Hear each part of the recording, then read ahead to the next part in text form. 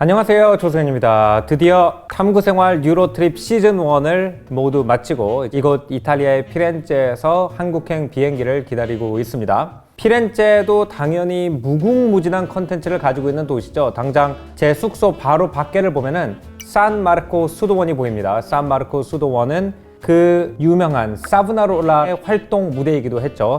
여기서 사브나롤라가 피렌체가 금융도시고 또 예술의 도시이기 때문에 너무 돈과 아름다움에 취해서 하나님의 뜻을 잊었다라고 하는 종교 이론을 설파해서 나중에 산드로 보티첼리가 자기 스스로 자기의 그림을 가지고 나와서 불태우기까지 했던 바로 저 앞에 광장에서 설교를 했다는 거예요.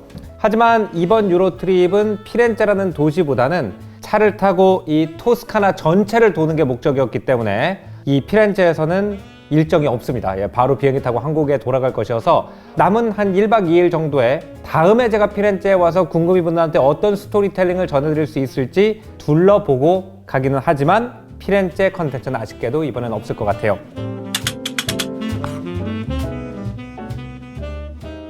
처음에 제가 이 로드트립을 짰을 때 제가 혼자 돌아다니는 스피드를 기준으로 짜다 보니까 찍으면서 다니면 얼마나 스피드가 느려져야 되는지를 잘 모르고 짰어요. 그래서 원래 제 계획은 정말 터스카니의 남쪽, 피렌체 남쪽에 있는 여러 도시들을 샅샅이 보여드리는 거였습니다. 그 중에 몇 개 도시는 갔고 몇 개 도시는 차로 지나가면서 슬쩍 찍기만 했고 몇 개 도시는 아주 가지를 못했는데 제가 원래 어떤 도시를 왜 가고 싶어 했는지를 말씀을 드릴게요.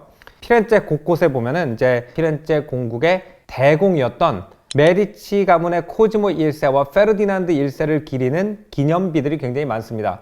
라틴어로 그들의 타이틀이 뭐라고 써 있냐면은 둑스 에트루리에라고 써 있습니다. 다시 말하면은 에트루리아의 공작이라는 거죠. 터스카니 사람들은 터스카니라는 지명 자체가 로마보다 더 오래된 문명으로서 이곳의 중심지가 있었던 에트루리아 문명에서 기원을 한다고 믿고 있고 그 에트루리아라는 단어에 토레라는 단어가 들어가잖아요. 그게 실제로 오늘날까지 이탈리아어로 탑이라는 뜻인데 피렌체 사람들은 옛날부터 본인들의 조상들이 탑을 지어왔다고 믿고 있습니다.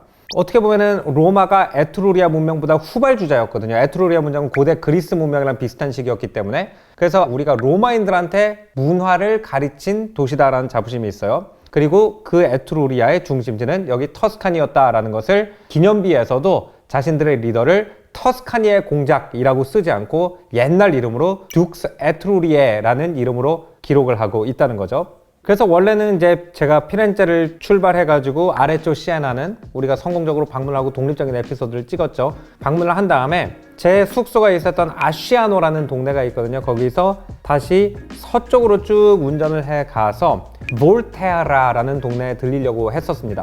볼테라라는 동네는 하얀 돌을 굉장히 아직도 잘 조각하는 걸로 유명하고 굉장히 아름다운 수공 전통이 남아있어요.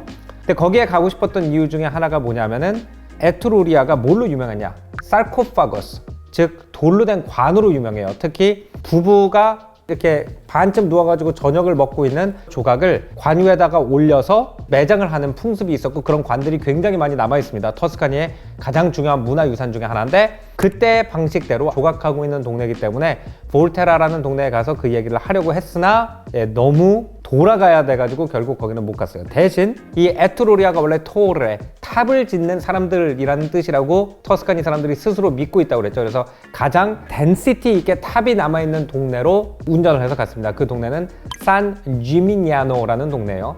이 산 지미냐노라는 동네는 무솔리니와 차를이라고 하는 옛날 영화에 보면은 영국인들이 굉장히 소중하게 생각하는 문화유산이어서 영국의 궁녀들이 무솔리니한테 어떻게든 전쟁에서 이 산 지미냐노가 훼손되는 것만은 방지하도록 열심히 설득을 하는 그런 장면이 있을 정도죠. 이 산 지미냐노는 굉장히 작은 도시인데 한때 70개가 넘는 가문들의 탑이 있었다고 합니다. 그 이유가 이 동네가 비아 프랑치제나라고 하는 산티아고 길보다 어떻게 보면 더 중요했던 순례길에 이렇게 걸터 있어요. 그래서 이 행인들한테 사프란이라고 하는 오늘날까지도 굉장히 중요한 식재료고 당시에는 옷을 노랗게 물들이는 데 중요한 역할을 했던 향신료를 팔아서 큰 돈을 벌었대요. 근데 그 당시에는 이제 중인들이 막 이렇게 돈을 벌기 시작하니까 1200년대, 1300년대 유럽에서 귀족들이 겁을 먹습니다. 얘네들이 우리랑 똑같이 되면 어떡하지? 라고 해서 sumptuary law라는 걸 만들어요. sumptuous라는 거는 sumptuous하다는 건 화려하다는 뜻이잖아요. 그러니까 어느 정도까지 계급에 따라서 화려하게 살 수 있는지를 법으로 제정을 해서 예를 들어서 너가 귀족이 아니면 마차는 몰면 안 된다든지 뭐 리본 크기가 어느 이상 넓으면 안 된다든지 그러니까 이 산 지미냐노에는 상인들이 사프란 장터로 엄청나게 많은 돈을 벌었는데 그 돈을 쓸 데가 없는 거예요. 옷도 화려하게 못 입게 하고 집도 크게 못 짓게 하니까. 그래서 이 가문들이 그래도 우리 가문이 이렇게까지 돈이 많다는 걸 보여주기 위해서 점점 탑을 경쟁적으로 높게 짓기 시작해가지고 이 산 지미냐노가 중세기에는 거의 고슴도치 같은 모양이었다고 합니다.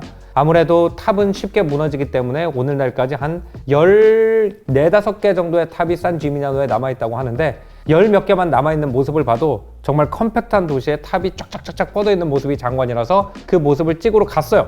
가서 이 산 지미냐노를 통과해서 지나갔는데 이 산 지미냐노 사진을 검색하면 정말 멋진 사진이 많이 나오거든요. 근데 저랑 피디님이랑 같이 차를 타고 빙빙 도는데 도무지 그걸 어디서 찍었는지를 모르겠는 거예요. 그래서 길가에서 산 지미냐노를 걸고 잠깐 거기에서 설명하는 영상을 찍긴 찍었습니다.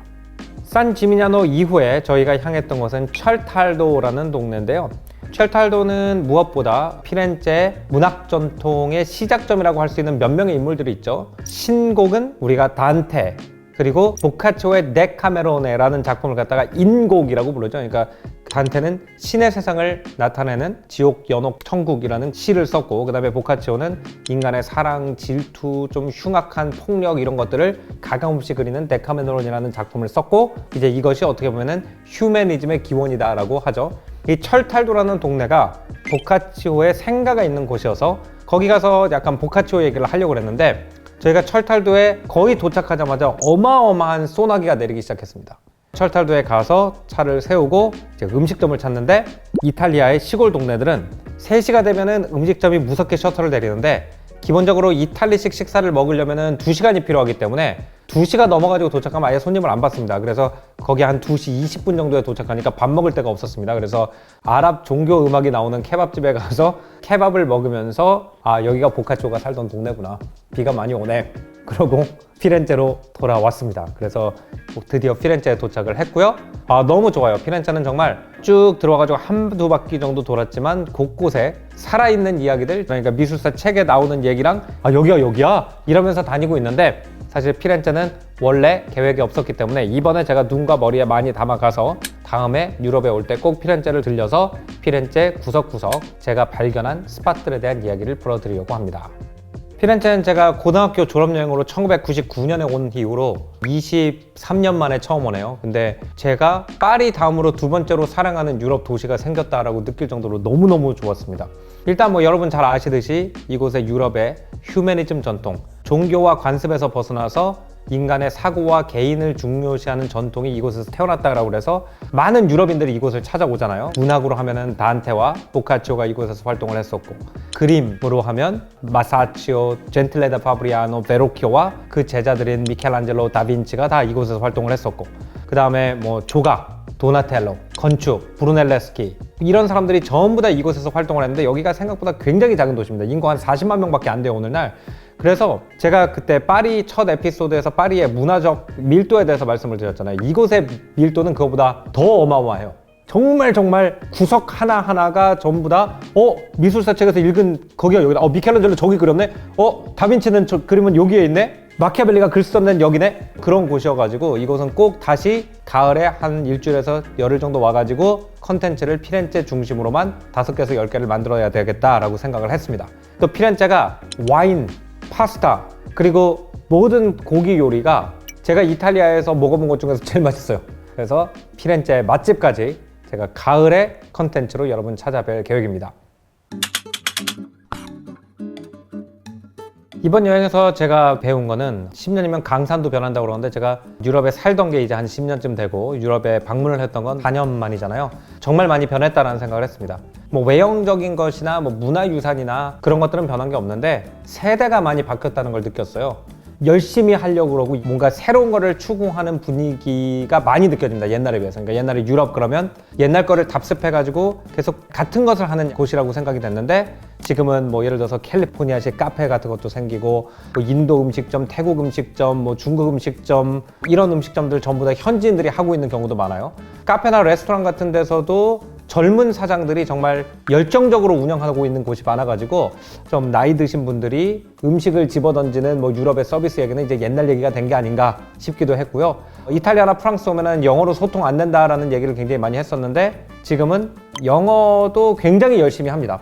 저는 이게 아마 인스타그램이나 구글 레이팅 때문이 아닌가라는 생각을 많이 했어요. 좋은 평점을 받기 위해서 노력을 하면서 인터넷에 의해서 유럽 문화도 많이 바뀌었고, 어떻게 보면 전 좀 옛날 유럽을 좋아하기 때문에 약간 아쉬운 면도 있었는데, 또 어떤 면에서는 여행하기는 옛날에 비해서 굉장히 편하고 유쾌해졌다라는 생각도 들었어요.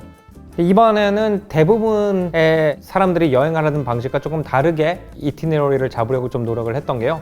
우리가 대체로 뭐 한국에서 강원도 여행 간다 그럼 강릉만 가지 않잖아요. 강릉도 가고 속초도 가고 뭐 삼척까지 내려갔다 이렇게 들어오고, 우리가 제주도 여행 간다 그럼 제주시에만 있지 않잖아요. 제주도에 퍼져 있는 여러 좋은 것들을 보고 오는데, 해외여행을 가면 아무래도 파리에 간다 그러면 파리만 보고 오거나, 아니면은 이탈리아의 터스카니 지방에 간다 그러면 피렌체만 딱 찍고 빠지는 경우가 많죠. 그래서 이번에 제가 기획했던 컨셉은 파리만 볼 게 아니라 일드 프랑스라는 어떤 도 전체를 보자.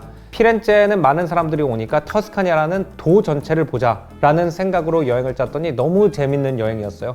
그래서 다음에도 한 지역을 좀 돌아다니면서 얘기하는 컨텐츠도 많이 찍을 예정입니다. 여러분이 좋아하시는 지역 또는 이런 지역에 대한 얘기가 꼭 듣고 싶다라는 거 있으면은 또 댓글에 남겨주시고, 좋은 행선지나 여행지에 대한 팁도 많이 부탁드리겠습니다. 자, 이제 한국에 돌아갈 일만 남은 것 같습니다. 터스카니는 좀 눌러앉아 살고 싶을 정도로 좋긴 한데, 또 한편으로는 좀 한국이 그립기도 하네요. 그래서 다음 에피소드는 한국에서 우리 궁금이분들께 인사드리도록 하겠습니다. 오늘 에피소드는 여기서 마무리하겠습니다. 여러분 안녕히 계십시오.